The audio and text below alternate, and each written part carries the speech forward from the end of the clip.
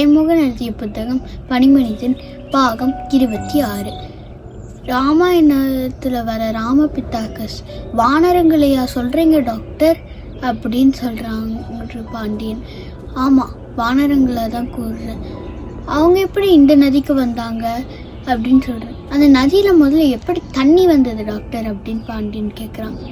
தண்ணியா? Eurasia கண்டமும் Eurasia கண்டத்தில் India பிரிஞ்சு ஆப்பிரிக்காவிலேருந்து வந்து மோத உருவாக்கி இருக்கலாம். அப்புறம் இமயமலை தொடர்கள் வந்த உடனே என்ன ஆகுது, அதுவே ஒரு அணை மாதிரி அது நிரந்தரமாக மூடுது. அதனால அது வற்றி போயிடுச்சு பாண்டியன் அப்படின்னு சொல்கிறாங்க. நிஜமாலே ராமாயணத்தில் வர வானரங்கள்லாம் உயிரோடு இருக்கா? உயிரோடு இல்லைன்னா நிஜமாலே இருக்குன்னு தான் நினைக்கிறேன் பாண்டியன். நிஜமாலே இருக்கா? இருக்கலாம் அப்படின்னு சொல்கிறாங்க. ஆனால் நிஜமாலே ராமபித்தாக்கஸ் அப்படின்ற ஒரு குரங்கு வகை இருக்குது. அதை வந்து அதோட எலும்புகள்லாம் கூட இப்போ வரைக்கும் இருக்குது நம்மக்கிட்ட.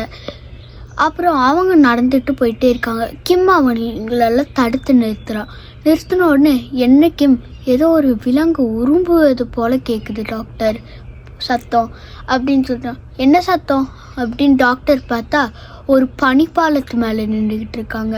அந்த பாலமே உடையிற கட்டத்தில் இருக்குது. அதுதான் உரும்புகிற ஒளி மாதிரி கேட்குது. டக்குன்னு பாண்டியன் வந்து அந்த ஹூக்கை மேலே போடுறான் ஒரு பாறையில். அந்த ஹூக்கு இருந்ததுனால தான் இப்போ வரைக்கும் அவங்க இருக்காங்க. அந்த கொக்கி மட்டும் அவன் மாட்டலைன்னா இந்த நேரத்துக்கு எல்லாரும் இறந்துருப்பாங்க.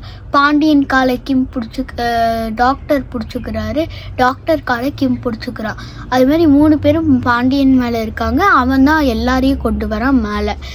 ஜஸ்ட்டு பாண்டியன் அது மட்டும் நீங்கள் போடலைன்னா இப்போ 3 பேர் நீங்கள் உயிரோடமே இருந்திருக்க மாட்டோம் அப்படின்னு டாக்டர் சொல்கிறாரு. அவங்க அப்படியே போய்கிட்டே இருக்காங்க. அப்போ டாக்டர் வந்து கீழே பார்க்குறாரு. அப்படியே பார்த்துட்டு இருக்கும்போது அதிர்ச்சி ஆகுறாரு. எங்கடா இங்கே பனி இல்லை, மண்ணை தொட்டு பார்த்தா வண்டல் மண் மாதிரி இருக்கு டாக்டர் அப்படின்னு பாண்டியன் சொல்கிறான். அப்போ டாக்டர் சொல்கிறாரு, பாண்டியன் இது ஒரு நதி அப்படின்னு சொல்கிறாங்க. இதோட இந்த பகுதி முடியுது. நன்றி, வணக்கம்.